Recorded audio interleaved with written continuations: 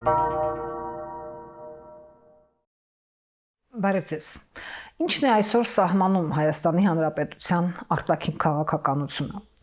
Տնտեսական գոտիները, քաղաքական ինքնության փնտրտուքը, թե պարզապես գոյատևման բնազդը։ Այսօր մեր հյուրը քաղաքագետ Հրանտ Միքայելյանն է։ Բարև ձեզ։ Բարև ձեզ։ Պարոն Միքայելյան, արդյոք մինչև 2023 թվականը Հայաստանի արտաքին քաղաքականությունը մի մեծ հաշվով պայմանավորված չէր սահմանվում Արցախի ինքնորոշման իրավունքի պաշտպանության հանձնառությամբ։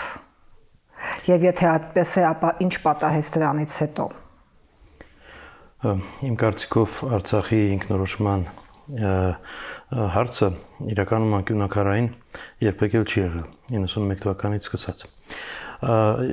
Երբ որ ունեցել եմ հնարավորություն խոսալու պետության հիմնադիրների հետ, այդպես անվանենք, եւ նրանք իրենց առաջնահերթությունները այդպես են սահմանում մեր ուսումնասիրությունների շրջանակներում, եւ իրանք իրենց առաջնահերթությունները այդպես են սահմանում։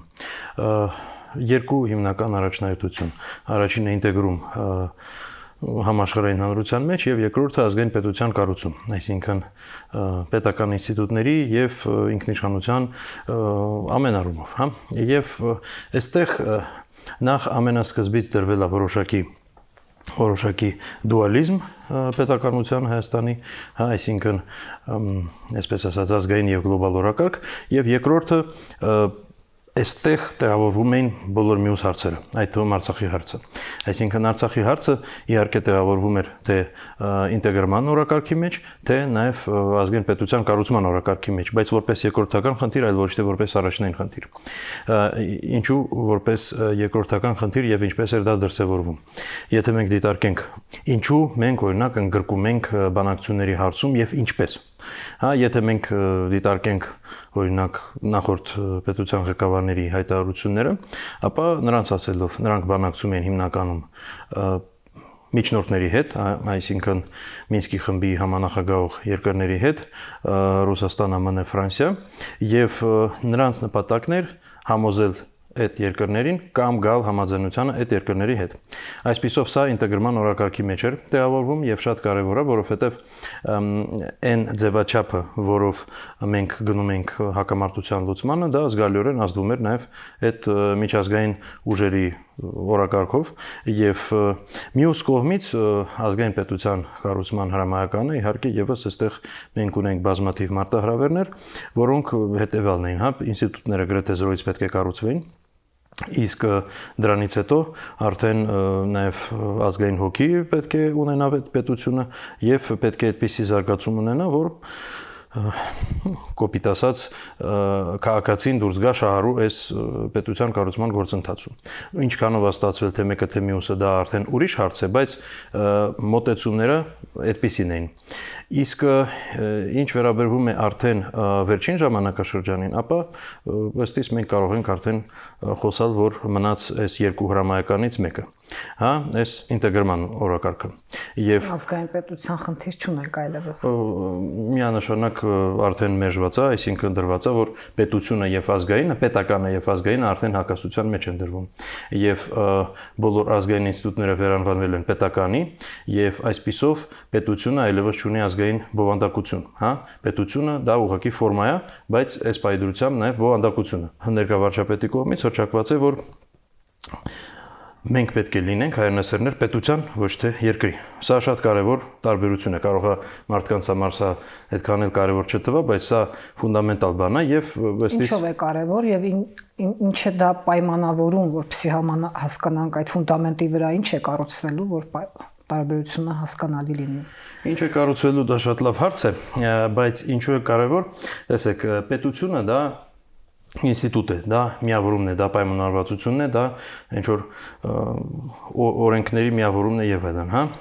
Իսկ երկիրը դա շատ ավելի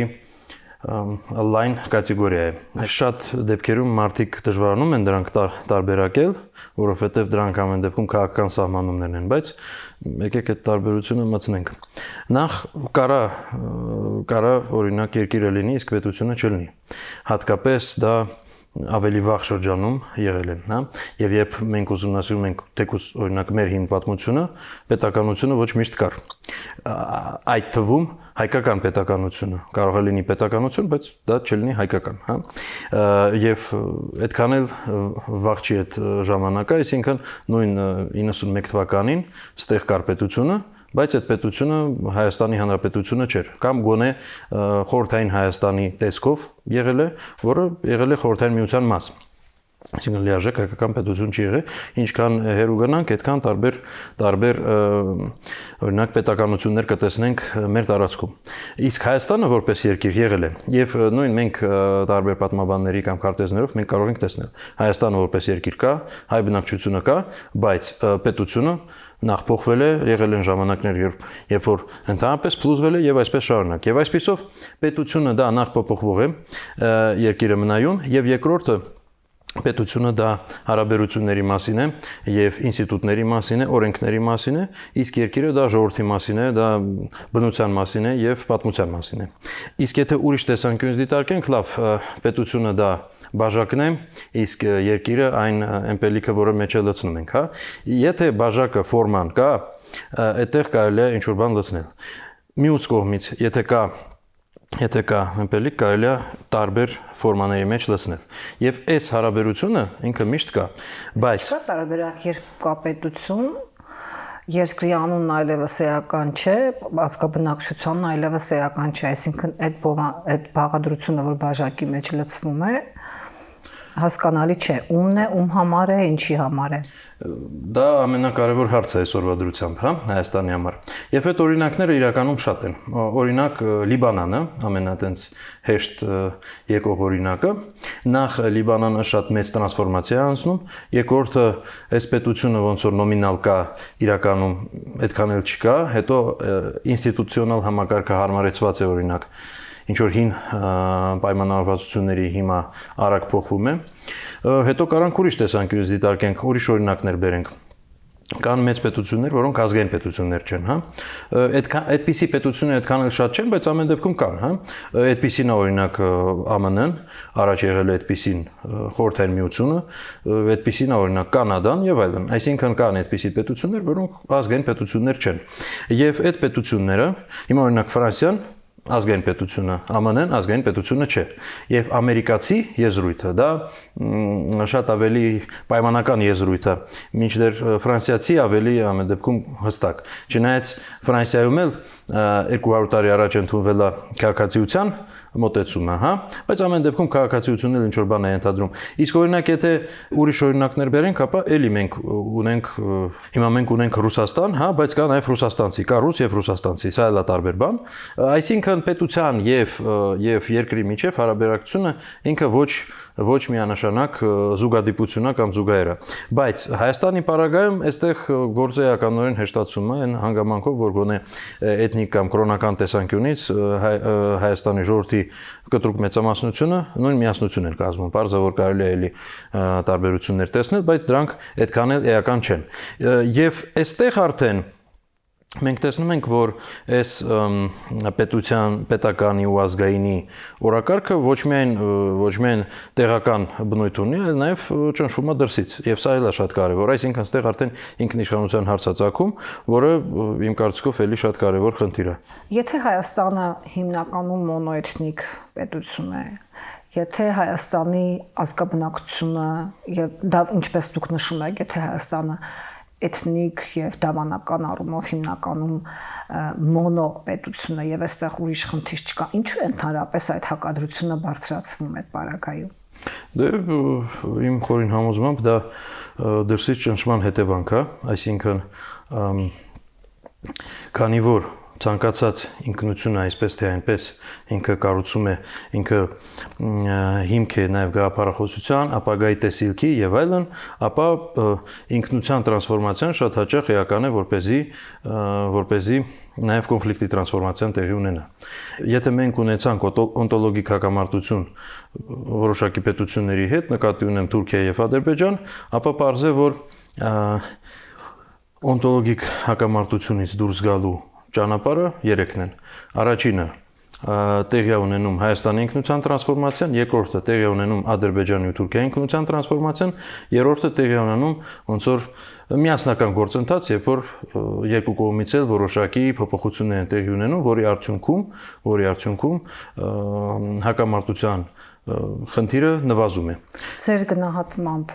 որ տարբերակն է այս պահին տեղի ունենում, մենակ Ադրբեջանում եւ Թուրքիայում ինքնության տրանսֆորմացիա է տեղի ունենում։ Ես դա չեմ տեսնում, իհարկե, այստեղ առաջին խնդիրը, որը ստեղծում է ըստիս հակամարտությունը, դա պանթուրքիզմն է, եւ պանթուրքիզմը եւ պանթուրքիստական գաղափարախոսությունը եւ թուրքական ազգայնականությունը դա այս հայ-թուրքական եւ հայ-ադրբեջանական հակամարտության հիմնական ոնց որ աղբյուր է։ Հիմա քանի որ նրանք դա փոխելու ոնց որ մտադրություն չունեն եւ հակառակ շատ արագ զարգացվում է, կարող ենք հիշել Շուշիի հռչակագիրը, կարող ենք հիշել օրինակ վերջի պայմանավորվածությունները, որոնք թուրքական պետությունների գաղափարաժողովին կնքվել են եւ այլն, ապա ու պլյուս բանակների միավորման օրակարգը, մենք հասկանում ենք, որ այստեղ մենք գործ ունենք թուրքական կողմը չի պատրաստվում հրաժարվել իր որևէ նկրտումներից եւ փորձում են հիմա պարտադրել Հայաստանին իր ինքնությունից հրաժարվելը, որպեսզի ոնց որ այս հակամարտության տրանսֆորմացիա տեղի ունենա։ Այս գործընթացի բովանդակությունը։ Այդ գործընթացի շրջանակում կարելի է տեղավորել այսօր ազգային ինստիտուտների դեմ մղվող պայքարը նաեւ։ Միանշանակ, որովհետև ազգային ինքնության հիմքում եւ առհասարակ ինքնության հիմքում գտնվում է թե եկեղեցի, թե օրինակ կրթական համակարգը իր բովանդակությամբ եւ այլն։ Հիմա օրինակ մեր մոտ փոխվում են ծրագրերը կրթական։ Այդտեղ չեն փոխվում, հա, կամ էլ փոխվում են, բայց ելի դեպի ավելի ռադիկալ ուղղություն։ Եվս մի օրինակ բերեմ, հա։ Հիմա Հայաստանում տեղի ունենում ցեղասպանության օրակարգից քիչ-քիչ հրաժարում։ Ինչը տեղի ունեցել Թուրքիայում։ Այս տարի ապրիլի 24-ին Թուրքիայի կողմից հայտարարություն է եղել, որ թուրքերը 100 տարի առաջ դարձել են հայերի կողմից ցեղասպանության զոհ։ Այսինքն, եթե մոտավորապես 2008-ից սկսած Թուրքիայում հիմնականում միջազգային ճնշման ներքո, որը եղել է նաև պայմանավորված թե միջազգային պետություն տարբեր ուժերի շահերից, թե նաև Հայաստանի կողմից մղվող ցեղասպանության ճանաչման քաղաքականության օրակարգից ելնելով, հա, Թուրքիան սկսել է մեղմացնել իր քաղաքականությունը, դե ֆակտո 301-րդ հոդվածը, որով դատում էին, այսպես ասած, թուրքականության վիրավորելու համար դրա համար սկսել են չդատել մի ժամանակ եւ այսպիսով ցեղասպանության մասին այդտեղ քիչ-քիչ սկսել են խոսալ եւ Էրդողանը նույնիսկ մի քանի տարի իր հետևից խոսում էր, որ տեղի ունեցել 100 տարի առաջ տրագեդիա, ընդհանուր ինչ որ աղետ եւ այլն, հետո սկսեց քիչ-քիչ խոսալ, որ տեղի են ունեցել տարբեր միջազգային ուժերի կողմից դավադրություններ, որոնք դրդել են հայերին թուրքական պետության դեմ, իսկ հիմա արդեն շատ ավելի կոպտացել է։ Ինչու՞, որովհետև եթե կա ոնց որ երկու ծեր, մի կողմից այն կողմից քաշում, մյուս կողմից էլ է գալիս, որովհետև բնությունը դատարկություն չի սիրում։ Դրա համար հակամարտության ժամանակ երկուսն էլ ոնց որ իր դեմ են կանգնում։ Հիմա եթե դու հակամարտությունը ավարտում ես, դա չի նշանակում, որ մյուս կողմը ավարտել է։ Եթե կա պայմանավորվածություն կամ կա հստակ գործընթաց, որով հակամարտությունը ավարտվում է, դա մի բան է, բայց տվյալ դեպքում նման բան չկա եւ ըստ այդմ Թուրքիան փորձում է մեզ դրդել դեպի հետ եւ առաջ գնալ ինքը։ Եվ այսպիսով նաեւ չմտածենք, որ դա վերաբերվում է միայն գնահատականներին։ Հաջորդիվ դնելու են արդեն Հայաստանի առաջ տարբեր պայմաններ, որ ահա դուք պետք է թուրքերի ցեղասպանությունը ճանաչեք, մեզ փոխտակ եւ այլ։ Այդ տրամաբանությամբ էլ արդեն այսօր պահանջում են Արցախի խնդրի, Արցախի կոնֆլիկտը վերաձևակերպում են որպես ահաբեկչություն, որ մենք կատարել ենք Ադրբեջանի դեմ։ Ավելի, այո, արտաքին քաղաքական մակարդակում ահաբեկչություն կամ հարձակում Ադրբեջանի վրա, այսինքն որպես ագրեսոր ներկայացնում են հայկական կողմին, բայց այդտեղ իրենց քաղաքականության հիմքում դրված է նաև այն, որ տեղափոխվի հակամարտությունը դեպի մեր մոտ ներս։ Այսինքն Հայաստանի Հանրապետություն այո, ազգամիջյան հակամարտություն դառնա։ Եվ այդ ուղղությամբ շատ հստակ գնում ենք, որովհետև դա շատ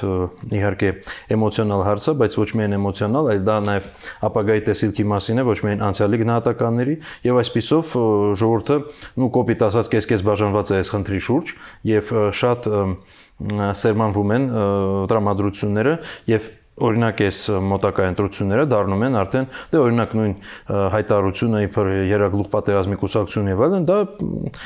շատ կոպիտ արտահայտություն է ոչ միայն կոպիտ այսինքն էլի որպես հայտարարություն այլ իր բովանդակությամբ եւ էմոցիոնալ դրդումով դա գրեթե քաղաքացիական պատերազմի հասնող հայտարարություն է այսինքն սերմանվում է խորը ազգամիջյան հակամարտություն որը լինելու է հենց այս հողի վրա եւ ցանկացած ազգամիջյան հայերի եւ ադրբեջանցիների նկատի ունեք։ Չէ, հայերի ու ադրբեջանցիների միջև պատերազմը տեղափոխվում է հայերի ու հայերի միջև պատերազմի։ Գուցե ոչ զենքով հույս ունենանք, բայց սարը պատերազմը ներքին արդեն տեղի ունենում, հա, եւ ատելությունը երկրում հասնում է ինչ որ աննորմալ մակարդակի։ Եվ ընդհանրապես քաղաքացիական պատերազմը, պարտված պատերազմից հետո շատ հաճախ է տեղի ունենում, եւ հիմա այդ թվում մեր հակառակորդների կողմից կա փորձ այդ պատերազմը հրահրելու, բայց ցավոք սրտի նաեւ իշխանության կողմից չկա փորձ դրա դեմ առնելու եւ հակառակ դրա վրա խաղալու եւ ինչ որ նախընտրական այդ կերպ աշխատացնելու այդ թեման ավելի փորձ է, այսինքն տրվում են սադրանքներին։ Ու սա շատ լուրջ խնդիր է, այսինքն մեր մոտ շատ լուրջ կարիք կա նաև հասարակության այս ցավերը բուժելու ու ճիշտ ձևով բուժելու, որպեսզի դա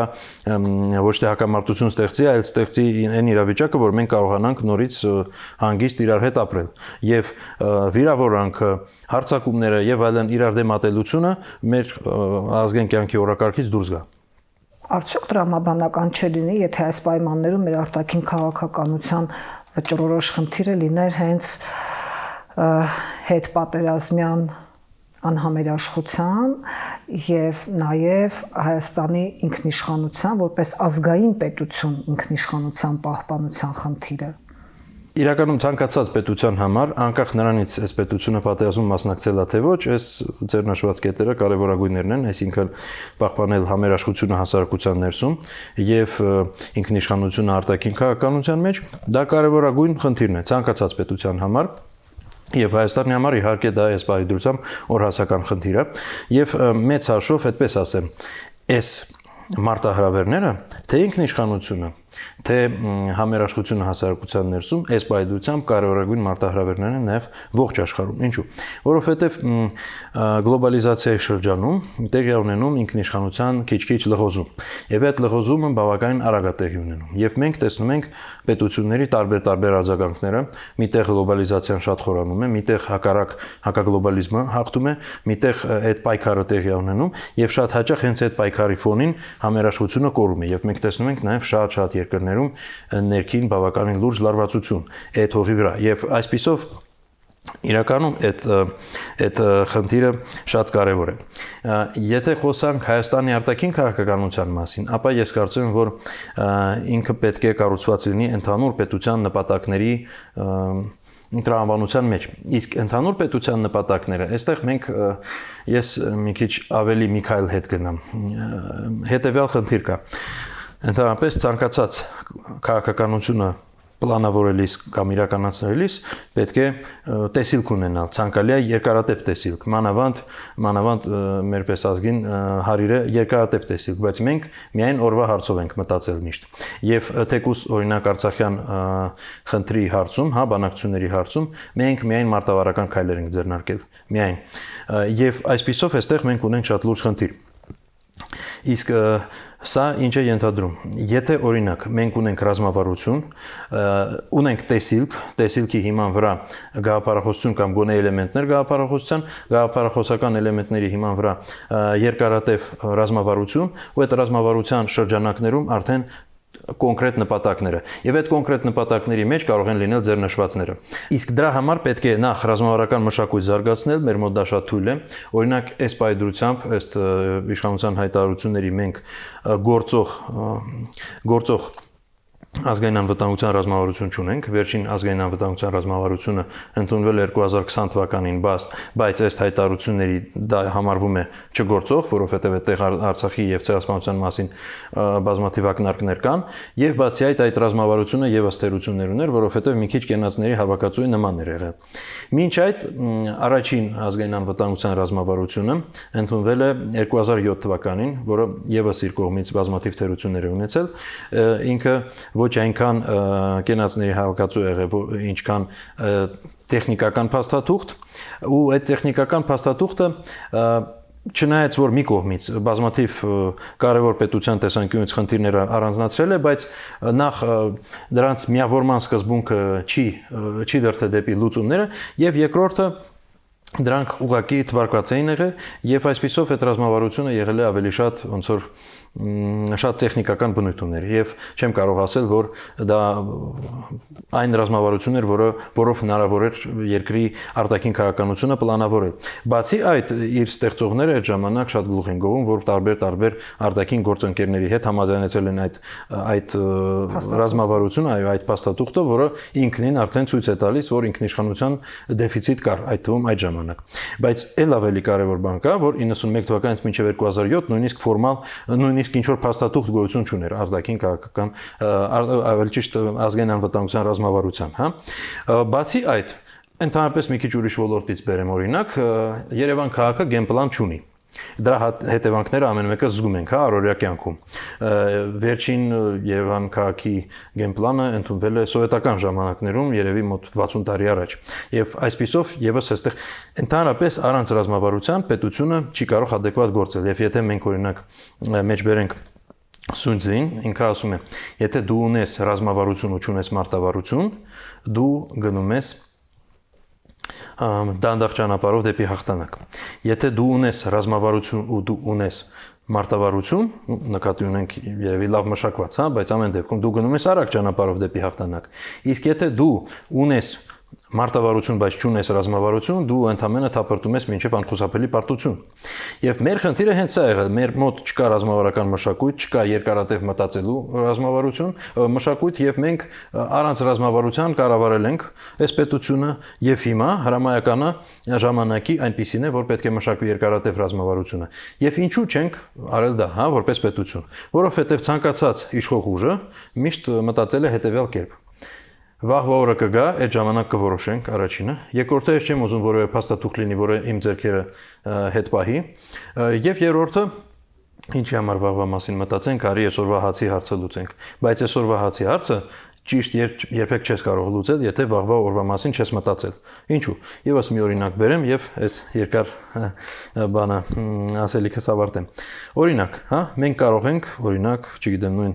հացի օրինակով ասեմ, հա, գյուղատնտեսական ինչ-որ ներդրում կատարենք եւ այլն, բայց եթե արդյունքում, օրինակ, հա, կործանեցինք օրինակ ջրի պաշարները, ապա այսօր ունեցանք այդ արդյունքը, վաղվա օրվանից զրկվում ենք։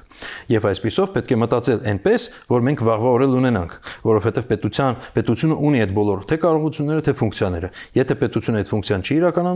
իրականացնում, արդյունքը լինելու է շատ խնդրահարույց։ Եթե ներքին քաղաքականությունը, եթե անվտանգությունը այս ռոպեական խնդիրներով է կարճաժամկետ պայմանավորված, բնականաբար արտաքին քաղաքականությունն էլ պետք է այս ռոպեական անվտանգային սպառնալիքները ինչ-որ մի ձևով լուծելու կամ չլուծելու արձագանքելու կամ ընդհանրապես արձագանքելու եւ քաղաքականություն անվանելն անգամ դրան գոնե ակադեմիական տեսակետից ճիշտ չէ։ Շատ լավակնարկ, այո,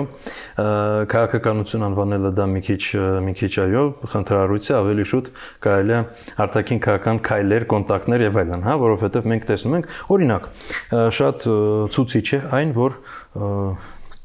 այսպես ստեղծվում է տպավորություն շատ ակտիվ դիվանագիտական գործընթացի։ Իսկ եթե օրինակ քաղաքացին գա եւ օրինակ այդպիսի զարգացած պետություններում կա այդպիսի եզրույթ քաղաքացու բյուջե օրինակ, հա, երբ որ պետությունը ներկայացնում է թե օրինակ քաղաքացու վճարած կոնկրետ այս քաղաքացու վճարած հարկերից կոնկրետ ինչ է արվում երկրում, հա, եւ ինքը ինչ է ստանում կամ երկիրը ինչ է ստանում։ Հիմա այդ քաղաքացին օրինակ քաղաքացու դիվանագիտական ակտիվություն է, եթե ինքը գա ու արտաքին քաղաքականության մարմնին, հատկապես առաջին հերթին հենց ԱԳՆ-ին, բայց բացի արտգործների նախարարությունից կառավարությունից իհարկե շատ ակտիվ ներգրաված է նաև խորհրդարան ազգային ժողովը կամ մյուս կառույցները, հա, դրանցից հարցնի լավ, այս ակտիվ ամեն օր 10 հանդիպում եք ունենում, ամեն օր ինչ որ բան եք ստորագրում եւ այլն, ես վերջին հաշվով այս ամեն ինչից ինչ եմ ստանում, հա, կամ իմ երեխեն ինչ է ստանում, իրանք չեն կարողանա պատասխանել սա խնդիրը։ Այո, բայց խաղաղությունը չկա։ Օրինակ, եթե Ալիևը հիշենք վերջի քանի օրվա իր հայտարարությունը, եթե Հայաստանը ընտրի ոչ, այսպես ասած, ինձ շատ դուր չեկող ուժերին կամ, չգիտեմ, հակաադրբեջանական ուժերին եւ այլն, ապա հայ ժողովրդի համար դա կործանարար է լինելու։ Մինչև այդ խոսվում է արդեն այստեղից, որ եթե ինձ չընտրեք, ապա սեպտեմբերին լինելու է պատերազմ։ Մենք ստեղ խոսում ենք դրա մասին, որ խաղաղությունը չկա, հա, այսինքն կա զինադադար, որը հարաբերական է եւ պայմանական է, ոչ թե բացարձակ, եւ այսպիսով խաղաղությունը դա դրությունն է, որը բազմաթիվ էլեմենտներ է պարունակում եւ մեծ հաշվով բացի զինադադարից մենք խաղաղության որևէ ուրիշ բաղադրիչ չունենք, որովհետեւ առաջին եւ հիմնարար բաղադրիչը դա այն է, որ երկրները չեն ուզում իրար հետ պատերազմել եւ կարողանում են իրանց միջև բոլոր հակասությունները կամ հարցերը լուծել խաղաղությամբ։ Եվ այստեղ մենք այդ չունենք, որովհետև Ադրբեջանը զարգացնում է իր ուժային լծակ եւ այդ ուժային լծակը միշտ ցույց է տալիս եւ աշխատում է նաեւ այն ուղղությամբ, որը շատ կարեւոր է, որ իր ուժային լծակը ոչ միայն միշտ ֆորմայում լինի, հա, հիշենք նաեւ այս մի ամիս առաջ Կարսում զորավարժությունները։ Երևի թե հին Ասորեստանի դեմ էին պատրաստում այդ զորավարժությունները, բայց բացի դրանից այս Ադրբեջանի ամբողջ քաղաքականությունը իդեպ ոչ միայն անվտանգային ոլորտում միտված է նրան, որ այդ ուժային լծակը նաև շատ արագ արձագանքող լինի, այսինքն հենց ինքը կարողանա օրինակ Ալիևը որոշում ընդունել, միանգամից ինքը կարողանա կիրառել։ Մի քանի էլեմենտ ընդհանրապես թվարկեմ։ Առաջինը միջազգային լրատվական գործակալությունների գրասենյակները բոլորը փակվել են Ադրբեջանում 2025 թվականի գարնանը ներառյալ գերմանական, ամերիկյան, բրիտանական եւ ռուսական, բացի այդ փակվել են միջազգային կառույցների գրասենյակները, հա, այդ թվում ՄԱԿ-ը նույնիսկ, հա, եւ այսպիսով, հա, ու բացի այդ նաեւ Ալիևը պահում է իր հասարակությունը միշտ լարված, սահմանները մինչև հիմա փակ է, կորոնավիրուսով պայմանավորված սահմանափակումներից ելնելով, վերջին անգամ մի ամիս առաջ երկարացվել է կես տարով, այսինքն Ադրբեջանի ցամաքային սահմանները 2020 թվականի մարտից սկսած մինչև հիմա երբեք չեն բացվել։ Բացի այդ, եւս մի կարևոր էլեմենտ, Արցախի օկուպացված տարածքներում շատ ակտիվ զարգացում է ռազմական ինֆրաստրուկտուրա։ Եվ այսպիսով մենք ստեղ հասկանում ենք, որ խաղաղությունը այս դրությունը չի կարող կոչվել։ Եվ Ադրբեջանի օրակարգը, եթե մենք տեսնենք, ապա այդ օրակարգը խաղաղությունը չի։ Խաղաղությունը դա որպես գործիք է օգտագործում, որպես ինչ որտեղ դիմադրությունը մեղմացվի, հա, էլի նույն միջազգային ացիաներում։ Օրինակ նույն ԱՄՆ-ի կոնգրեսում մինչև հիմա այդ ԱՄՆ-ում ընդունվել է 907-րդ ուղում ազատության ակտին, որը 92 թվականին ընդունվել է, որովհետև Ադրբեջանը սանձազերծել է ռազմական գործողություններ, հա, եւ հիմա Ադրբեջանը հայտարարում է, որ մենք խաղաղություն ունենք Հանեկետի, եւ իսրայելական լոբիի միջոցով մցրել է ԱՄՆ-ի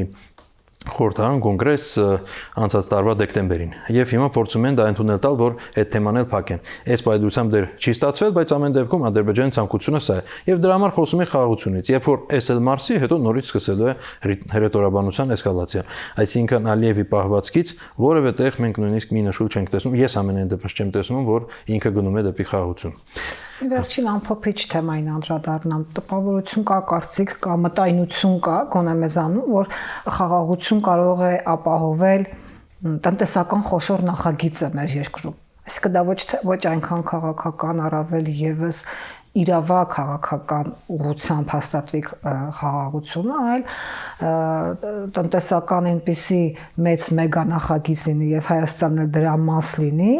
որ ոչ մեկին շահավետ չլինի տնտեսական, ֆինանսական առումով ռազմական իրավիճակը եւ այս տնտեսության միջոցով մենք շտկենք իրավաքաղաքական այն խնդիրները, այդ թվում նաեւ ազգային պետություն ձևավորելու մեր մեծ ցանկությունը, որ ունեցել ենք եւ մինչեւ հիմա չենք կարողացել։ Այստեղ մենք տեսնում ենք երկու այս մտածելակերպի մեջ ես երկու սխալ եմ տեսնում։ Առաջինը տեսական մտածելակերպի գերադասումը գործնականին ամբողջությամբ, ինչու, որովհետև այո, կա տնտեսական տեսություն, ըստ որի փոխկապվածությունը ստեղծում է խաղաղության համար պայմաններ եւ փոխկապվածությունը երկրների միջև նվազեցնում է պատերազմի հավանականությունը։ Եվ այո, մենք կարող ենք ասել, որ նվազել է, եթե լինի, օրինակ, խոշոր տնտեսական նախագիծ, հատկապես եթե այդ նախագիծը ներառի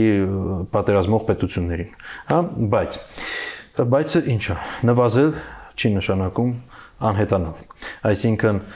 այս հավանականությունը կարող է նվազել, բայց չի նշանակում, որ անհետանալու է։ Եվ տնտեսական նախագծով անվտանգային խնդիրը ամեն դեպքում չի կարելի լուծել, որովհետև դա առհասարակ այս ձևով լուծելու չէ։ Ուրեմն Ուկրաինայի ու Ռուսաստանի կապերը, եթե դիտարկենք, հա, նրանք այնքան խորն են, որ երևի միայն ԱՄՆ-ի ու Կանադայի միջև այսքան խորության հարաբերություններ կան, բայց ենթադրում եմ, որ էլի չկան։ Որը չի խանգարել, որ 2020 թվականին Ռուսաստանը հարձակվի Ուկրաինայի վրա, իսկ 2014 թվականին Ուկրաինայում հակառուսական հեղաշրջում տեղի չունենա։ Այսպիսով ոչ մի կողմից, ոչ մյուս կողմից ոնց որ մենք չտեսանք տնտեսական հարաբերությունների գերակայությունը այս անվտանգային նկատառումների տեսանկյունից, հա, եւ ասեմ, որ հաշվի են արել դա, բայց մեկը քայլը ձեռնարկել են։ Հիմա մեր պարագայում դե Ադրբեջանը մենք տեսնում ենք, սահմանը չի բացում եւ ինչ էլ անում է, այնքան առանձին, հատվածական եւ այլն անում է, որ միշտ լծակը լինի Ալիևի ձեռքին։ Այսինքն Ալիևը չի ուզում ստեղծել ընդհանուր տնտեսական դաշտ, ինքը ուզում է առանձին քայլերով շտկել այս իրավիճակը, հա, որովհետև լավ, ենթադրենք Ալիևի խնդիրը եղել է շրջանների վերադարձը եւ այլն։ Ինքը պետք է 2020 թվականին սահմանը բացեր, չէ՞։ Մինչև հիմա չի բացում։ Ինքը պետք է, օրինակ, Հայաստանի քաղաքացիներին թույլ տար, որ իրանք մտնեն Ադրբեջան, ինչ նախնդիրը որ չի թողնում։ Եվ այս հարցերը, եթե մենք ինքներս մեզ տանք, կհասկանանք, որ սա այս առումով խնդրահարույց է։ Մյուսը դա այն է, որ գեներալիզացիա է տեղի ունենում, այսինքն բոլորին միավորում են։ Ոչ մեկին ձեռնտու չի լինելու։ Այո, այդպես են ասում, որ ոչ մեկին ձեռնտու չի լինելու, բայց մենք չենք կարող բոլորի համար պատասխանատու լինենք։ Այո, կարող է նույնիսկ ենթադրենք Հայաստանում ստեղծվել է մեգանախագիծ, որով ամբողջ աշխարհը հետաքրքրված է։ Բայց արդյոք ոչ մեկին կարող է մի բան չհետաքրել կամ հակառակ հետաքրել։ Չի լինում որևէ բան, որը բոլորի համար նույնական է։ Եվ այն, ինչ կարող է, օրինակ, աշխարհում ենթադրենք 193 երկիր կա, 192 երկիր կարող է համակարծիք լինել, բայց մեկ երկիր կարող է համակարծիք չլինել։ Եվ սա է խնդիրը, երբ որ մենք թերագնահատում ենք, այսինքն, այո, ենթադրենք մենք բոլորին շահագրգռել ենք, բայց մեկ պետություն կա, որը լրիվ ուրիշ մտածելակերպ ունի կամ մեկ տերորիստական խումբ, եւ այդ ամեն ինչը կարող փլուզվի։ Օրինակ, էլի օրինակ բերեմ, հա, մինչև այս տարվա սկիզբը բոլորը համոզված են, որ լավ, դե լավ, խորհրդային միությունը փլուզվեց, Ռուսաստանը խնդրահարույց տարածք է եւ ողջ այդ խորհրդային տարածքը խնդրահարույց է։ Չինաստանը ընդհանրապես ապրելու համար բարդ տեղ է, այդտեղ գնալը շատ խնդրահարույց է։ Դե Աֆրիկան հասկանում ենք, Եվրոպան իրականում միշտ լավ է համարվել, բայց վերջին տարիները տեսնում ենք ճգնաժամային երևույթները շատանում են, նույնն էլ ԱՄՆ-ում, բայց կա մի տեղ, որը բոլորի համար ընդունելի է եւ որը ասենք բոլորի համար բաց է եւ բոլորը կարող են իրենց փողերով գալ եւ այդտեղ լավ ապրել կամ այդ տեղով իրենց տնտեսական գործունեությունը ծավալեն։ Դա է Միացյալ Արաբական Էմիրությունները։ Եվ այստեղ մենք ինչ ենք տեսնում, այսինքն բոլորը շահագրգռված են։ Եվ ես կարող եմ բոլորին հավաստիացնել, որ Միացյալ Արաբական Էմիրություններից ավելի մեծ մեգանախագիծ Հայաստանը չի կարողանալու իրագործել, հա։ Այդտեղ կա օդանավակայան, որով սպասարկում է ողջ աշխարհը, այդտեղ կան արդեն դատակենտրոններ, որը մենք մշակում ենք, մտածում ենք կառուցենք թե չէ։ Իդեպ շատերը ասում են, որ օտարերկրյա ներդրումներով է լինելու, այլ իրականությունը հակառակն է, մեր ներդրումներով է լինելու, բայց օտարերկրյա նախագիծ շատ կարևոր է, այսինքն փողը ոչ թե դրսից գալիս է Հայաստան, այլ Հայաստանից գնում է արտասահման, բայց ամեն դեպքում մենք չենք կարողանա աշխարհին ավելի հետաքրքիր լինել, քան Միացյալ Արաբական Էմիրությունները, եւ դա իրենց չփրկեց։ Այսինքն անվտանգային նկատառումները միշտ գերակա են տնտեսականի նկատմամբ, եւ տնտեսականը կարող է լինել անվտանգային ամբողջ ռազմավարության համալիրի բաղադրիչ, բայց չի կարող լինել ամբողջությունը, հա, եւ այսպիսով մի հացով 10 մարդը կուրս չի դառնա, նույնպես միայն տնտեսությամբ անվտանգությունը չի կարելի ապահովել։ Իսկ հնարավոր է, որ տնտեսական համակարգը, տնտեսական նախագիծը նպաստավոր է ոչ թե անվտանգության, փաստորեն ոչ թե նույնիսկ ինքնիշխանության խնդիրների համար, այլ նպաստավոր միջավայր ստեղծի մեր զրույցի սկզբնամասում նշված ինքնության նահանջի համար։ Իսկ այդ հարաբերությունները ի վերջո տնտեսական ճանապարհով ավելի հեշտ է տեղի ունենում, որտեղ մարդու հետ է շփվում, մարդը սկսում է ավելի բարեկեցիկ ապրել եւ ինքնության նահանջն ավելի օպերատիվ է միգուցե կազմակերպել։ Սա շատ հետաքրքիր հարց է եւ այստեղ մենք գալիս ենք արդեն ոչ թե տնտեսության կամ քաղաքականության, այլ հենց քաղաքտնտեսության տիրույթը, որտեղ մի կարևոր հարց կա, եթե օրինակ քաղաքագիտությունը որպես գիտություն պատասխանում է հարցին ինչ է տեղի ունեցել, տնտեսությունը ինչքան եւ ոնց կարող ենք հաշվել գնահատել այս իրավիճակը, ապա քաղաքտնտեսությունը տալիս է հիմնական հարցը ով է շահառու այս թե այն գործընթացի։ Եվ այո, մի կողմից կարելի է, այսինքն տնտեսական զարգացումը կարող է նպաստել ինքնության կորստի, բայց կարող է նպաստել նաեւ ինքնության ձեռքբերմանը։ Նայած ով է իրականացնող գործընթացը եւ ով է շահառուն։ Բերեմ երկու օրինակ, հա։ Մենք տեսել ենք օրինակ շատ ակտիվ զարգացումը Ղազախստանում տնտեսական։ Եվ Ղազախստանը իսկապես այս պայմանությամբ տնտեսապես արագ զարգանում է։ Եվ դա իրենց թույլ է տվել, որ ավելի մի քիչ իրենց հզոր զգան եւ ավելի իրենց օրինակ ավանդույթները վերականգնեն եւ այլն։ Ինչու՞։ Որովհետեւ երբ որ մարդը հացի հոգսերով չի տարապում, ինքը սկսում է մտածել նաեւ ինչ արժեքներ ունի եւ այլն։ Եվ այդտեղ ինքը կարող է նաեւ օրինակ ավելի հաստատակամ լինել կամ կարող է առհասարակ արարելու օրինակ մշակույթ արարելու ժամանակ ունենա, կարողություն ունենա եւ այլն, հարաբերվելու իր մոդելը կառուցելու, որովհետեւ կախվածությունը նաեւ շատ հաճախ գալիս է աղքատությունից։ Բայց կա նաև հակառակը, եթե դու ընկնում ես ինչ-որ իրավիճակում, երբ տնտեսական հոսքերը շատ մեծ են, արագ են եւ դու որևէ բանի վրա չես կարող ազդել կամ գուցեև կարող ես, բայց չես պատկերացնում ինչպես ազդել, հա։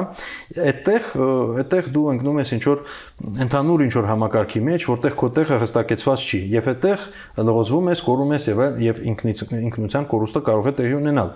Եվ նման օրինակներ եւս մենք ունենք։ Եվ այսպիսով, այո, սա կարող է մարտահրավեր լինել եւ մարտահրավերներից մեկն է։ Եվ այստեղ մարտահրավերը ինչի մասին է, հա։ Ծագում է նոր խնդիր եւ հարցը թե մենք ինչպես ենք արձագանքելու։ Եվ այստեղ մեր արձագանքը ամենակարևորն է, որովհետեւ մենք չենք կարող աշխարհը փոխել, բայց մենք կարող ենք մեր գործելավոճը փոխել կամ մեր միտքը փոխել։ Այստեղ ամենակարևորը իմ կարծիքով հրաժարվել անմտությունից եւ հրաժարվել այն բանից, երբ որ մենք մտածում ենք լավ, ինչ տեղի ունենա։ Այո, մենք պետք է մեր բախտը մեր ձեռքերում ունենանք, մենք պետք է հասկանանք ինչ ենք անում եւ եթե նույնիսկ ինչ որ բան անում ենք, ինչ որտեղ օրինակ ենթադրենք հետնահանջ է ապրում ինքնությունը, դա էլ պետք է գիտակցված լինի, ոչ թե ուղղակի այտենց տեղի ունեցավ մենք ինչ անենք։ Այսինքն օրինակ, այո, ինչ որտեղ մենք նոր տեխնոլոգիա ձեռք բերելու համար կարող է ինչ որ բաներից պետք է հրաժարվենք, հա։ Օրինակ, չգիտեմ, Պարզ է, որ հայկական ընտանեկան մոդելը այդպեսին է եղել, որ կինը տանն է աշխատում, տղամարդը դուրսն է աշխատում, բայց տնտեսական զարգացումը, տեխնոլոգիաները ենթադրում են, որ նաև կինն է սկսում դրսում աշխատել։ Դա որոշակի ինքնության էլեմենտից հրաժարումն է, բայց դա հարկավոր է, որպեսզի ժողովուրդը զարգանա տնտեսապես եւ առաջ գնա եւ նոր հարաբերություններ ստեղծվեն։ Հիմա այդ նոր հարաբերությունները ստեղծվել են եւ մենք պետք է մտածենք լավ, մենք այս էլեմենտից հրաժարվել ենք, ինչ ենք կառուցում, որպեսզի ինքնությունը չփլուզվի։ Ինչպես զարգացնենք կամ որ էլեմենտին կպնենք։ Գուցե օրինակ դա կարող է, չգիտեմ, երաժշտության ոլորտում կամ ինչ-որ ուրիշ տեղ։ Կարևոր չի։ Կարևորը մենք ամեն ինչը մտովի անենք, ոչ թե դե տենց տեղի ունեցավ, ոնց որ միշտ վերջերս լինում է, հա։ Դե մենք ինչ անենք կամ դե լավ, հիմա այդպես պետք է ապրենք։ Մենք պետք է հասկանանք ինչ ենք անում եւ մեր քայլերը պետք է լինեն հաշվարկած, մտածված եւ գրագետ։ Գրագետը նույնիսկ ավելի կարևոր է։ Շնորհակալ եմ զրույցի համար։ Հիշեցնեմ, որ մեր տաղավարում քաղաքագետ Հրանտ Միքայելյանն էր։ Զրույցները կշարունակվեն ամենայն բարիք։